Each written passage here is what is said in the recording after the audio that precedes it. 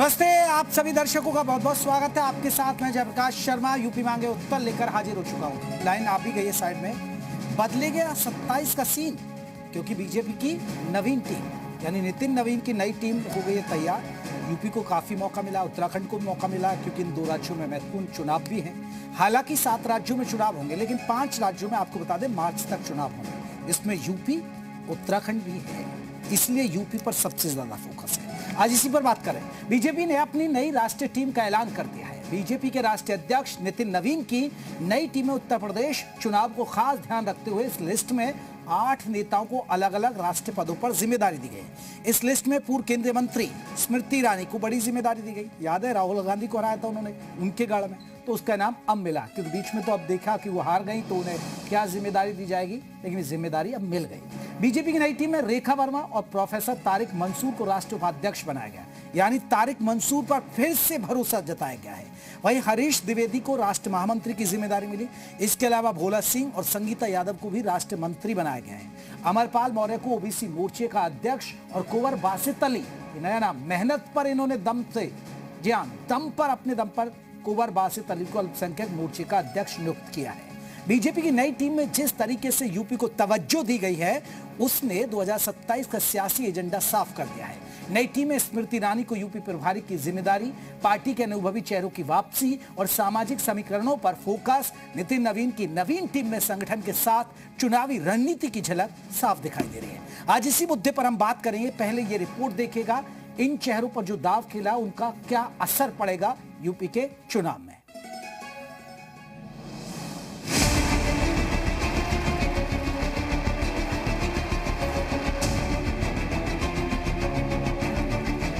BJP की नवीन team, UP का बदलेगा सीन। बीजेपी के राष्ट्रीय अध्यक्ष नितिन नवीन को आखिरकार अपनी नई टीम मिल गई है। 13 राष्ट्रीय उपाध्यक्ष, 8 राष्ट्रीय महामंत्री और 16 मंत्रियों वाली इस टीम में उत्तर प्रदेश को खास तवज्जो मिली है। संदेश साफ है कि 2027 के लिए यूपी पर बीजेपी ने बड़ा दांव खेला है, और इस दांव में सबसे अहम नाम है स्मृति ईरानी का, जिन्हें राष्ट्रीय महामंत्री के साथ साथ यूपी का प्रभारी भी बनाया गया है। नितिन नवीन की नवीन टीम में यूपी के कई चेहरों को बड़ी जिम्मेदारी मिली है। रेखा वर्मा राष्ट्रीय उपाध्यक्ष, प्रोफेसर तारिक मंसूर राष्ट्रीय उपाध्यक्ष, स्मृति ईरानी राष्ट्रीय महामंत्री, हरीश द्विवेदी राष्ट्रीय महामंत्री, डॉक्टर भोला सिंह, संगीता यादव, अमरपाल मौर्य ओबीसी मोर्चा अध्यक्ष, कुंवर बासित अली अल्पसंख्यक मोर्चा अध्यक्ष। मतलब साफ है, बीजेपी यूपी के संगठन को सिर्फ प्रदेश नेतृत्व के भरोसे नहीं छोड़ना चाहती। दिल्ली से भी मजबूत मॉनिटरिंग, मजबूत संगठन और चुनावी रणनीति पर सीधी नजर है। यही नहीं, बीजेपी के नई टीम में महिला नेतृत्व का भी मजबूत संदेश है। 13 राष्ट्रीय उपाध्यक्षों में वसुंधरा राजे, डी पुरंदेश्वरी, रेखा वर्मा, वर्षाबेन जोशी, भारती पवार, मधु चंद्राकर जैसे चेहरे हैं। इसके साथ स्मृति ईरानी को महामंत्री की जिम्मेदारी मिली। वहीं बीजेपी ने अनुभव को भी दरकिनार नहीं किया। वसुंधरा राजे, तीरथ सिंह रावत, बैजयंत पांडा और राम माधव जैसे अनुभवी चेहरों को अहम भूमिका दी गई है। लेकिन राम माधव की वापसी खास है। संगठन और रणनीति के पुराने खिलाड़ी को राष्ट्रीय उपाध्यक्ष की जिम्मेदारी देकर बीजेपी ने साफ कर दिया है कि नई टीम सिर्फ युवा चेहरों की टीम नहीं। न्यू टीम का फॉर्मूला अनुभव, नए चेहरे और चुनावी उपयोगिता के आधार पर है। वहीं कुछ पुराने चेहरों की भूमिका बदली गई है। तरुण चुग अब राष्ट्रीय महामंत्री नहीं होंगे, लेकिन सेंट्रल ऑफिस इंचार्ज की जिम्मेदारी संभालेंगे। संबित पात्रा को नॉर्थ ईस्ट का कोऑर्डिनेटर बनाया गया है, जबकि पीयूष गोयल को राष्ट्रीय कोषाध्यक्ष की जिम्मेदारी मिली है। यानी चेहरे बदले हैं, लेकिन संगठन में उनकी उपयोगिता खत्म नहीं हुई है, और यही बीजेपी की नई टीम का सबसे बड़ा संदेश है। बीजेपी ने संगठन में सामाजिक समीकरण भी साधे हैं। महिला, ओबीसी, एससी, एसटी, अल्पसंख्यक और क्षेत्रीय संतुलन, हर स्तर पर प्रतिनिधित्व बढ़ाने की कोशिश दिखाई दे रही है। यूपी को सबसे ज्यादा संगठनात्मक वजन, स्मृति ईरानी की वापसी प्लस यूपी प्रभारी, वसुंधरा राजे और राम माधव जैसे अनुभवी चेहरे, सामाजिक समीकरण पर फोकस। 2027 के लिए संगठन का चुनावी रीसेट है। यानी नितिन नवीन की नवीन टीम में सिर्फ पदों का बंटवारा नहीं हुआ है, इसके पीछे 2027 की चुनावी पटकथा भी दिखाई दे रही है। ब्यूरो रिपोर्ट, जी मीडिया। तो आज इसी पर बात करेंगे, और साथ ही साथ ये नई टीम, क्योंकि यूपी के लिए बहुत महत्वपूर्ण हो जाती है, यूपी को जगह भी दी गई, और ये नई टीम विपक्ष को कैसे धाराशायी करेगी 2027 में, इसी पर बात करेंगे। हमारे साथ कई खास मेहमान रहेंगे। जल्दी से अपने मेहमानों का परिचय करा दूं। कौन कौन हमारे साथ खास मेहमान जुड़ गए। प्रशांत तुमरा, प्रवक्ता है बीजेपी के, वो हमारे साथ जुड़े। अंशु अवस्थी, प्रवक्ता है कांग्रेस की तरफ से, हमारे साथ रहेंगे। विजय उपाध्याय हमारे साथ, आपको बता दें, वरिष्ठ पत्रकार जुड़ गए। राजीव रंजन, राजनीतिक विश्लेषक हमारे साथ जुड़ गए। हमारे साथ विशाल रघुवंशी, हमारे सहयोगी भी हमारे साथ जुड़ेंगे। पहले जल्दी से एक अंशु अवस्थी जी, आपका रिएक्शन चाहूंगा। बीजेपी की एक नई टीम और खासकर यूपी को जगा दी गई है और यही नई टीम आपको चुनौती देने वाली है।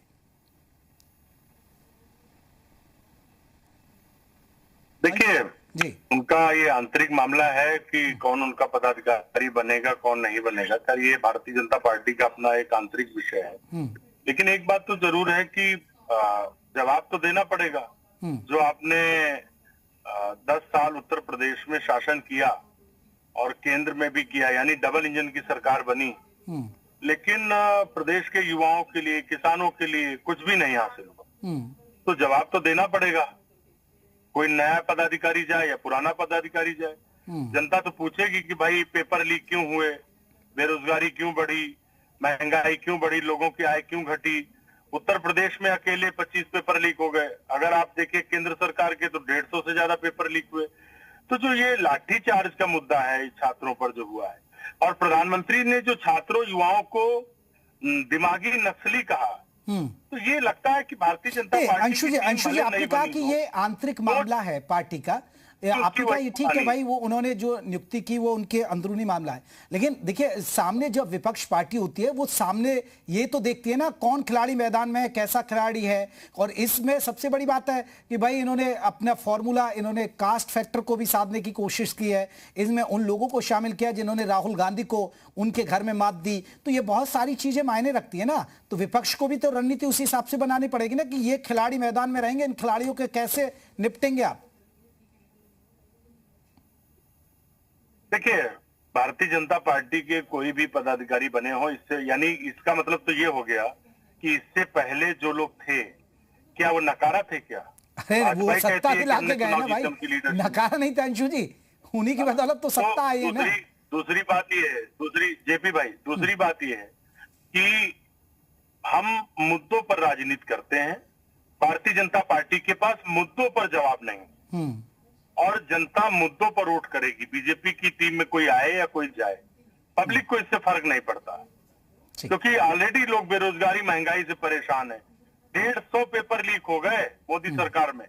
15 दिन तक संसद के अंदर गृह मंत्री, प्रधानमंत्री जी आ नहीं पाए, क्योंकि उनको पता था कि उन्होंने छात्रों पर गोली चलवाई, उन्होंने लाठीचार्ज करवाई। ये पता था उनको, संसद के अंदर ये बताना पड़ेगा। चलिए ठीक है, मैं इस पर प्रशांत साहब, देखिए जवाबदेही बनेगी, जवाब देना पड़ेगा मुद्दों पर। टीम कितनी भी ले आई है, टीम से कोई फर्क नहीं पड़ता। अंशु जी ये कह रहे हैं।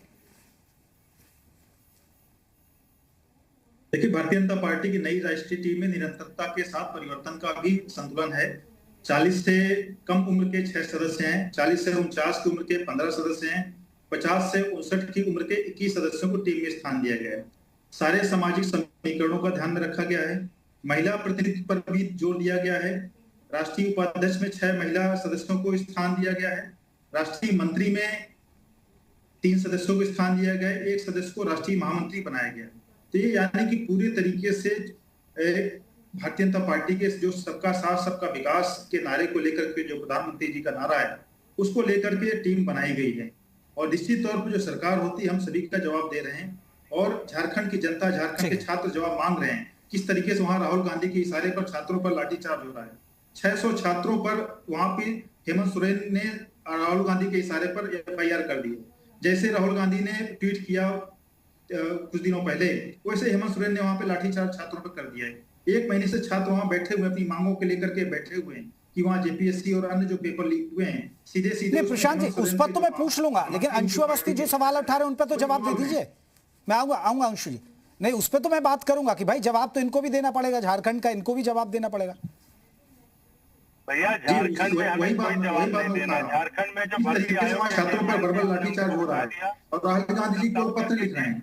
आखिर राहुल गांधी जी क्यों इस्तीफा नहीं मांग रहे हेमंत सोरेन जी का? राहुल गांधी जी इस्तीफा क्यों नहीं मांग रहे हेमंत सोरेन का? क्यों छात्रों पर अत्याचार हो रहा है, छात्रों पर लाठीचार्ज हो रहा है? छात्र अगर वहां पे जो पेपर कैंसिल करने की मांग कर रहे हैं तो उनकी मांग क्यों नहीं मानी जा रही है? अगर सीबीआई जांच की मांग कर रहे हैं तो सीबीआई जांच की मांग क्यों नहीं मानी जा रही? सीधे हेमंत सोरेन के महामंत्री उसमें इन्वॉल्व है। महामंत्री की जो पत्नी है वो अनीता भट्टाचार्य है, वो उसमें जेपीएससी की मेंबर थी, उनको रिजाइन करना पड़ा।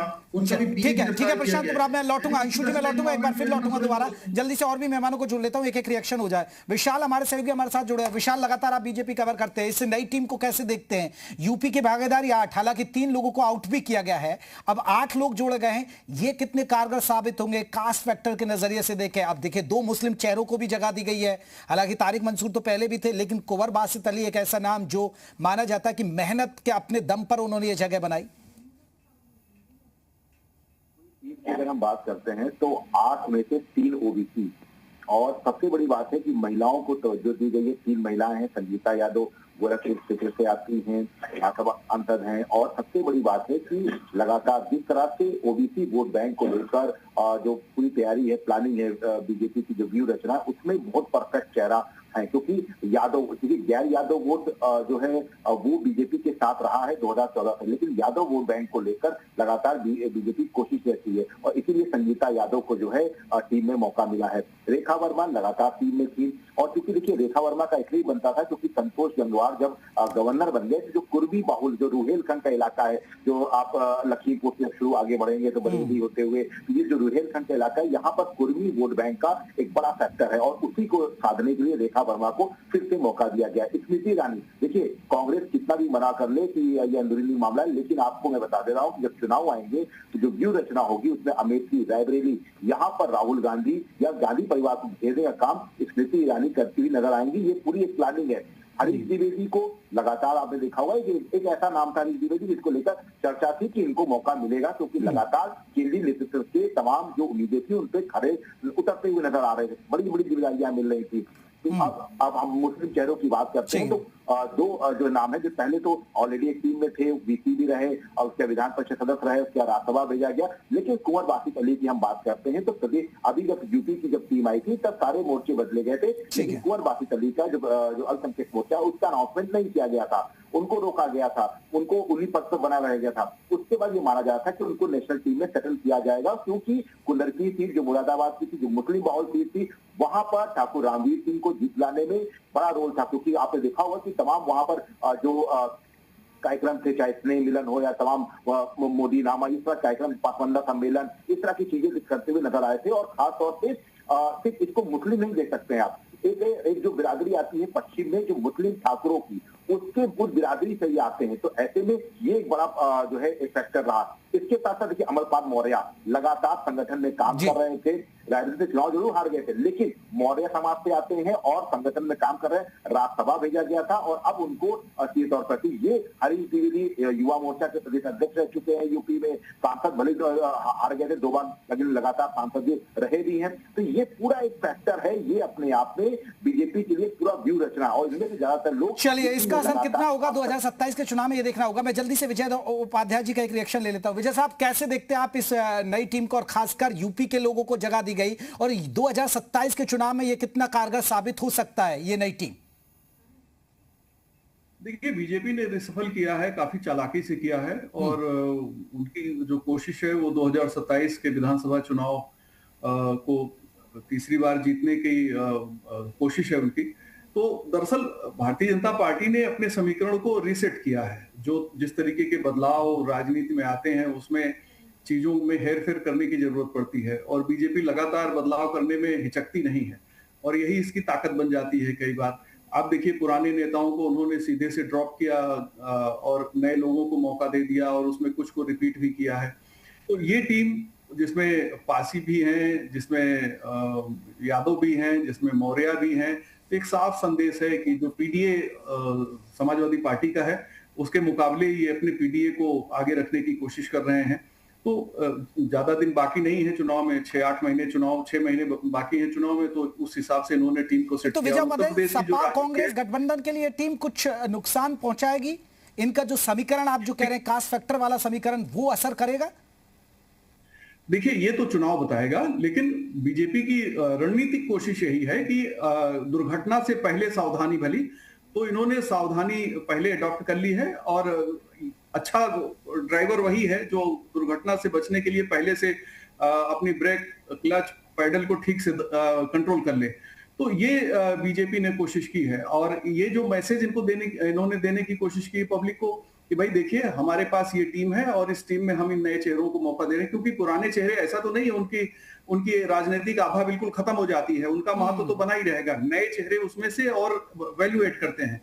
तो बीजेपी की कोशिश यही है। और आप देखिए कि जब आप बदलाव करते हैं तो उसका संदेश किस तरीके से जाता है। सबसे पहले हम लोग डिबेट करते हैं कि भाई ये कौन सी समाज से हैं, इनकी अपने काम क्या है, किस तरीके से इन्होंने राजनीतिक पहचान क्या है, तो सारी चीजों से फिर जनता आगे उस पर चर्चा करती है। जो बात मुझे पता है, मेरा खुद का आकलन, क्योंकि मैं जब 2024 के लोकसभा चुनाव में देख रहा था, मुझे लग रहा है कि इसमें अमित शाह की जो करीबी हैं उनको भी एक तरीके से कह सकते कि, या यूं कहें कि हाईकमान की जो पसंद है, हाईकमान के जो करीबी हैं उनको भी जगह दी गई। खासकर आप रेखा वर्मा, क्योंकि माना जा रहा था कि उनको टिकट नहीं मिलती, लेकिन उनको टिकट दी गई। अब द्विवेदी साहब हैं, द्विवेदी साहब का भी पता है कि वहां भी उनकी स्थिति ठीक नहीं थी, लेकिन अमित शाह के कहने पर फिर उनको मौका दिया गया और वो चुनाव हार गए। दो लोग तो यही हैं। भोला सिंह की भी टिकट कटने के आसार थे, लेकिन वो आए, कट गए, लेकिन वो चुनाव जीत गए। तो कुछ चेहरे तो ऐसे जो अमित शाह के करीबी थे, उनको भी मौका दिया गया इस टीम में, यूं कह सकते हैं। नहीं, देखिए इसको अलग तरीके से, मैं जितने समय से कांग्रेस, सपा और बीजेपी को देख रहा हूं, तो बीजेपी में करीबी होने का कोई ज्यादा महत्व नहीं होता है। अगर बहुत करीबी है कोई तो चलिए ठीक है, आप में अगर एबिलिटी भी है तो सरकार में मौका मिल जाता है। संगठन में तो उन चेहरों को ही बीजेपी आगे रखती है जिनको कुछ कैश करा सके, वोट जिनके जरिए से पार्टी को आ सके। तो यहाँ करीबी वाली बात नहीं है। हरीश द्विवेदी की जहां तक बात हो, चुनाव भले हार गए, लेकिन उनका जो कार्यकाल विद्यार्थी परिषद के वो वहां से उनकी रेखा वर्मा भी चुनाव हारी, और रेखा वर्मा चुनाव हारी, समीकरणों में हारी, लेकिन कुर्मी समुदाय उत्तर प्रदेश में सबसे ज्यादा राजनीतिक तौर पे जागरूक बिरादरी है। आप देखिए कि पंकज चौधरी है, स्वतंत्र देव है और रेखा वर्मा को चुनाव हारने के बाद भी पार्टी महत्व दे रही है, एक संदेश देने की कोशिश कर रही है। और संतोष गंगवार राज्यपाल ही है। तो पार्टी ने ये कोशिश की है कि कुर्मी समुदाय जो लोकसभा चुनाव में छिटक गया था, वापस हमारे साथ इंटैक्ट रहे। बिल्कुल, कास्ट फैक्टर भी बहुत मायने, जो पीडीए जो है, पीडीए की बात जो कर रहे हैं। मैं लौटूंगा सर जल्दी से राजीव रंजन का राजनीतिक विश्लेषक वो भी। और राजीव साहब कैसे देखते हैं आप इसको? देखिए, भारतीय जनता पार्टी नितिन नवीन के अध्यक्ष बनने के बाद 50 साल से कम उम्र के अध्यक्ष बने, तो एक पूरे संगठन को नए कलेवर में ढालना, युवाओं को मौका देना और उनको आगे बढ़ाना। तो पूरी राष्ट्रीय टीम में ऐसा हुआ, उत्तर प्रदेश में विशेष करके भारतीय जनता पार्टी की सबसे बड़ी चिंता यह है कि ब्राह्मण समुदाय में एक ये है कि ब्राह्मणों की सरकार नहीं है, इस तरह का मैसेज देने की कोशिश बार बार होती है विभिन्न माध्यमों के द्वारा। ऐसे में उसकी काट के रूप में हरीश द्विवेदी का चेहरा सामने लाया गया।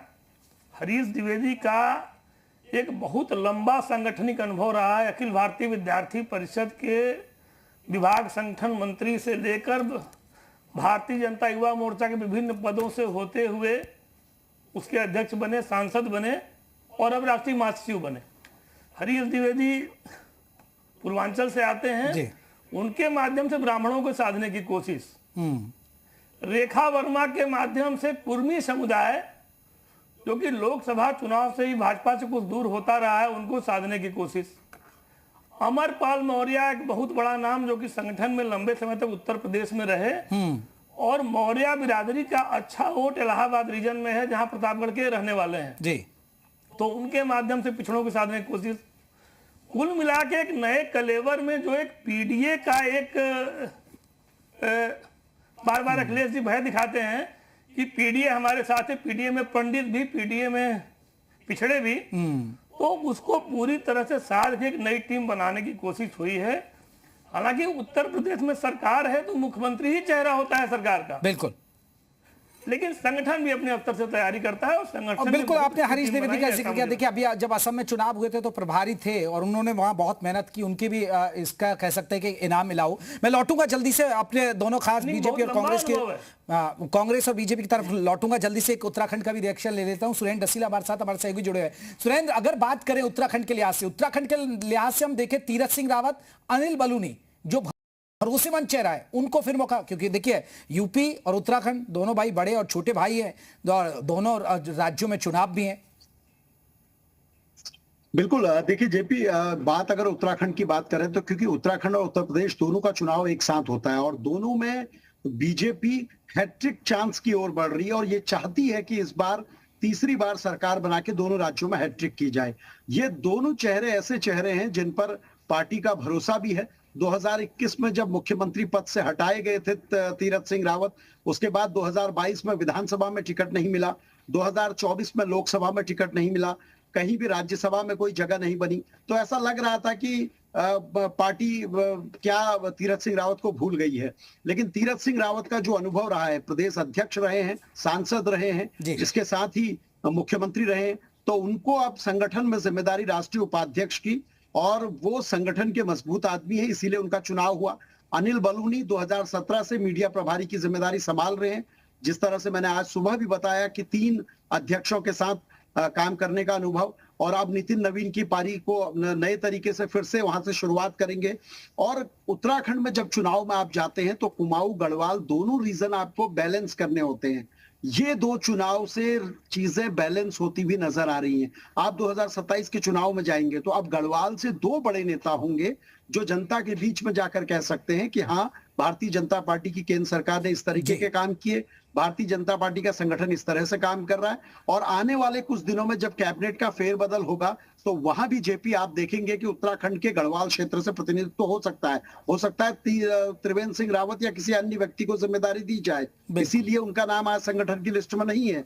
तो ये माना जा रहा है कि कहीं ना कहीं अब गढ़वाल को मजबूत करने की ओर संगठन इस वक्त बिल्कुल। देखिए, कहीं ना कहीं क्षेत्र, जाति और ये सब फैक्टर साथ में पड़ते हैं कि जब चुनावी माहौल आता है तो उसमें अब इन्हीं बीच अंशु अवस्थी साहब तैयार है ना इनसे मोर्चा लेने के लिए? क्योंकि अब देखिए, हमारे दोनों वरिष्ठ पत्रकार हैं, राजीव रंजन, विजय उपाध्याय, उन्होंने भी इस बात का जिक्र किया कि पीडीए को साधने की कोशिश की है। अब आपका सहयोगी दल तो पीडीए फॉर्मूले पर ही ज्यादा ध्यान दे रहा है, समाजवादी पार्टी। ऐसे में आपकी तैयारी पूरी है इनसे लड़ने के लिए? नहीं, देखिए, हम तो अपनी तैयारी कर ही रहे हैं और हमारी तैयारी चल रही है। और आप जनता के बीच में जाइए, डिबेट में जो लोग भी अपनी राय दे रहे हैं, ठीक है, उनका अपना विवेक है, अपना अनुभव है। आप जनता के बीच में जाइए, देखिए, जनता के बीच में एक ही आवाज है कि अब बदलाव होने जा रहा है। दूसरा ये कि जो ये नई टीम बनी है क्या उत्तर प्रदेश के मुख्यमंत्री से ये लड़ पाएगी? इनको तो आपस में लड़ना है। हम तो लड़ाई लड़ ही रहे हैं, लेकिन इनकी लड़ाई तो आपस में है। दिल्ली वाला इंजन लखनऊ वाले इंजन से टकरा रहा है। जब नितिन नवीन जी को कोई नहीं पूछ रहा है तो उनकी नई टीम को कौन पूछेगा? आप बताइए। नितिन नवीन जी का क्या उत्तर प्रदेश में योगी आदित्यनाथ जी के सामने कोई मतलब है? सभी जानते हैं जितने लोग यहाँ पैनल में बैठे हैं। और क्या योगी आदित्यनाथ जी के सामने ये टीम टिक पाएगी? तो इनकी लड़ाई आपस की है। चल, मैं जल्दी से प्रशांत तुमरा, आप क्या कहेंगे? वो कह रहे कि ये लड़ाई आपस में ही लड़ेंगे। ये एक यूपी का इंजन, एक दिल्ली वाला इंजन ही लड़ जाएंगे आपस में। ये लड़ ही रहे हैं, लड़ ही रहे हैं। ठीक है, अंशु जी जवाब। अंशु जी जवाब। से सोनिया गांधी ने वंदे मातरम का अपमान किया है, सब पूरे देश ने देखा है। और अब कांग्रेस में खड़गे जी की क्या हालत है, सब लोग देश देख रहा है। खड़गे जी क्या हालत है देश में देख रहे हैं। हमारा पार्टी का इंटरनल विषय है। हम लोग किसी परिवार द्वारा आश्रित नहीं है कि एक परिवार का व्यक्ति बने। और उत्तर प्रदेश से महत्वपूर्ण स्थान लोगों को दिया गया है, 10 लोगों को स्थान दिया गया है। जैसे सुदेश सिंह जी हो, प्रतापगढ़ से हैं, शिवानंद द्विवेदी देवरिया से हैं, रेखा वर्मा जी, तारिक स्मृति ईरानी, हरीश द्विवेदी, डॉक्टर भोला सिंह, संगीता यादव, अमरपाल मौर्य जी, कुंवर बासित अली जी। प्रशांत ये खींचतान की बातें तो आती है ना कई बार, इशारों में इस बात की तो है कि भाई लखनऊ का इंजन अलग चलता है और दिल्ली का इंजन अलग चलता है और टकराने की नौबत रहती है। लखनऊ के इंजन के सामने राष्ट्रीय अध्यक्ष नतमस्तक है, उनकी टीम क्या करेगी? वो ठीक है, वो बड़े वो भी तो है ना, पीठाधीश्वर हैं, उनको तो अगर आप सलाम दुआ सलाम कर देंगे ऐसे थोड़े हो जाएगा। ये लोकतांत्रिक पार्टी यहाँ किसी एक परिवार द्वारा चलने वाली पार्टी नहीं है कि यहाँ किस तरह के रबड़ स्टैम्प को आपने अध्यक्ष बना दिया खड़गे जी को, और खड़गे जी को सम्मान नहीं मिल रहा। सोनिया गांधी को प्रणाम कर रहे हैं, वंदे मातरम का अपमान कर रहे हैं, खड़गे जी उनकी तरफ बिल्कुल नीरस भाव से देख रहे हैं। ये इनकी हालत है। आज कांग्रेस पार्टी इसीलिए तो रसातल में चलती जा रही लगातार। नीति है, नियत है। आज लगातार छात्रों पे हमले हो रहे हैं, लाठीचार्ज हो रहा है, राहुल गांधी को समर्थन दे रहे हैं। ठीक, मैं आ रहा हूं प्रशांत साहब, जल्दी से एक रिएक्शन अपने दोनों खास मेहमानों से और ले लेता हूं, क्योंकि राजीव रंजन जी, देखिए, अंशु अवस्थी ने एक बात तो उठाई और ये गाय बगाए निकलकर सामने आती कि 2 इंजन टकराते हैं। क्या आप मानते हैं? देखिए, भारतीय जनता पार्टी में हर काम बड़े सिस्टम से होता है। निश्चित तौर पर कुछ इस तरह की खबरें आती हैं कि प्रदेश में की जो टीम है, मुख्यमंत्री हैं, उनका राष्ट्रीय टीम से तालमेल नहीं है, लेकिन अंततः भारतीय जनता पार्टी जो निर्णय लेती है अपनी नीतियों के हिसाब से ही लेती है, और ऐसी कोई टकराहट नजर नहीं आती से चुनावों पे असर पड़े। अब छोटे मोटे मुद्दे होते हैं केंद्र में और स्टेट में, तो होते रहते हैं। योगी आदित्यनाथ का कद बड़ा है, तो निश्चित तौर पर इनके कद के आगे विजय उपाध्याय, आप अंशु अवस्थी की बात पर क्या कहेंगे? और ये देखिए, ये हमेशा चलती है बातें कि भाई उधर उनकी नहीं सुन रहे, वो उनको काम नहीं करने दे रहे हैं, वहां उनका अपना दबाव है, वहां वो अपने लोगों को बिठाना चाहते हैं, टिकट में भी फिर मनमर्जी यहाँ चलती है। बहुत सारी चीजें 2024 के लोकसभा चुनाव में भी नजर आई। देखिए, अंशु अवस्थी बहुत चतुर प्रवक्ता हैं और बहुत लॉजिक के साथ अपनी बात रखने की कोशिश करते हैं। कांग्रेस में, उत्तर प्रदेश कांग्रेस में बहुत कम ऐसे लोग हैं जिनके पास इनकी तरीके से तर्क शक्ति है। तो राजनीति में सबसे ज्यादा जरूरी तो यही कि आप अच्छा बोलें। तो इन्होंने अच्छे ढंग से अपनी बात की, और एक बहस जो आपने नई टीम पे की थी, उन्होंने उसको टकराव पे लाके खड़ा कर दिया, और आप भी टकराव पे सवाल पूछ रहे हैं। तो अंशु अवस्थी तो जीत गए यहाँ पे। नहीं, बात होती है ना, ये चर्चाएं होती है ना सोशल मीडिया पर या अंदर खाने। आप तो लखनऊ बैठे हैं, तो लखनऊ में तो और ज्यादा होती है। देखिए, कुछ चीजें अब आप मुझसे क्यों मोहर लगवाना चाहते हैं? देखिए, मैं तो कहूंगा कि रूलिंग पार्टी में इस तरह के नैरेटिव डाले जाते हैं, और इसलिए भी डाले जाते हैं कि जो नाराज हैं वो तो कुछ तो बोलेंगे। जब कांग्रेस की सरकार थी तब भी ये सब बातें होती थी। सपा जी, चलिए विजय जी से थोड़ा संपर्क कट गया। जल्दी से मैं इस पर इनको नहीं सुनती है, इनको क्या करें? हालांकि ये फ्रस्ट्रेशन। चलिए, आ रहा हूं मैं। सुरेंद्र डसीला, आपने आ रहा हूं मैं। प्रशांत साहब, आपके पास ही आऊंगा इसके बाद। सुरेंद्र डसीला, यहाँ क्योंकि देखिए, हम यूपी में भी चर्चा कर रहे हैं, तो यूपी में थोड़ा कास्ट फैक्टर को भी साधा गया है, खासकर धर्म फैक्टर। अगर हम मजहब फैक्टर की बात करें, थोड़ा मुस्लिमों को भी तारिक मंसूर, बासित अली, ये 2 नाम दिए हैं, क्योंकि हो सकता है पसमानदा मुसलमान इनकी तरफ आए इस नजरिए से। लेकिन क्या उत्तराखंड में भी इस बात का खास ध्यान रखा गया, कास्ट फैक्टर पर भी फोकस किया गया? बिल्कुल जेपी, बिल्कुल। राजनीति में जातिवाद, क्षेत्रवाद तो भले ही पार्टियां ना कहें, लेकिन वो रखा जाता है। उत्तराखंड की बात करूं, मुख्यमंत्री क्षत्रिय हैं, कुमाऊं से आते हैं, और अब गढ़वाल बैलेंस करना था, तो गढ़वाल के 2 बड़े नेता, एक ब्राह्मण है अनिल बलूनी, एक क्षत्रिय है तीरथ सिंह रावत, दोनों को जिम्मेदारी दी गई। और सबसे बड़ी बात, केंद्र में राज्य मंत्री किसको बनाया जाता है? केंद्रीय राज्य मंत्री बनाया जाता है अजय टमटा जी को, जो दलित वर्ग से आते हैं। तो ऐसा नहीं है कि उत्तराखंड अछूता है, उत्तराखंड की राजनीति भी उत्तर प्रदेश से ही निकली है। उत्तराखंड के बड़े बड़े नेता उत्तर प्रदेश से ही राजनीति सीखे हैं, तो इसलिए ऐसा नहीं है कि उत्तर प्रदेश में जो तरीका है वो। और यहाँ तो पहाड़, मैदान, फिर कुमाऊं, गढ़वाल, ये क्षेत्र तो ये चलता ही है। जल्दी प्रशांत उबराव, देखिए, सही कहा, क्योंकि अंशु अवस्थी ने नई टीम और टकराव पर लाकर खड़े कर दिया उन्होंने, कि ये तो टकराव ही होगा इनकी नई टीमों में। योगी आदित्यनाथ जी के सामने कोई टिकने वाले नहीं। हाँ, तो फिर विपक्ष भी नहीं टिकेगा ना अंशु अवस्थी जी। जब अपने नहीं टिक पाएंगे तो फिर विपक्ष कहाँ टिक पाएगा?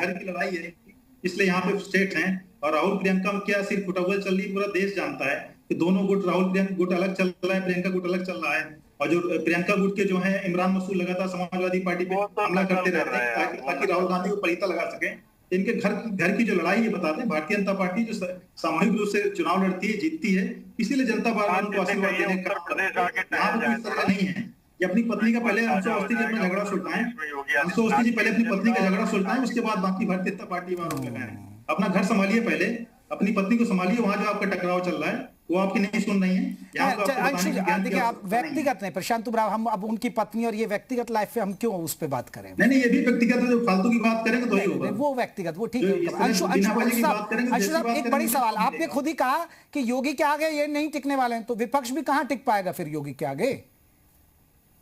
नहीं, विपक्ष तो कहीं है ही नहीं ना, तो जनता हराने जा बैसाखी भी चलते हैं, लेकिन कहाँ हैसियत है? देश में जो नई टीम बनाई गई, आप ये बताइए, जब राष्ट्रीय अध्यक्ष ही इस नतमस्तक हैं योगी जी के सामने, फोटो वीडियो तो वायरल है, तो ये टीम कहाँ चल पाएगी? आप सच्चाई यही है, और ये उत्तर प्रदेश का हर एक आदमी जानता है कि जितने भी लोग बनाए गए हैं, इनको 3 लोग नहीं जानते हैं। बीजेपी के अंदर जानते होंगे, ठीक, मैं मानता हूँ। ये सब हारे हुए लोग हैं, पहले से हारे, सब चुनाव हारे लोग हैं। लाइन से ले लीजिए, चाहे हरीश द्विवेदी हो, चाहे रेखा वर्मा हो, स्मृति ईरानी हो। खड़गे जी जीते हुए थे, ये बताइए। खड़गे जी चुनाव हारे जिनको आप चलिए अब देखते हैं नई टीम 2027 के चुनावी रण में कितना फायदेमंद होती है बीजेपी के लिए और विपक्ष को कितनी चुनौती देती है। आप सभी का बहुत बहुत शुक्रिया। हमसे यूपी मांगे उत्तर में बस इतना ही। नमस्ते।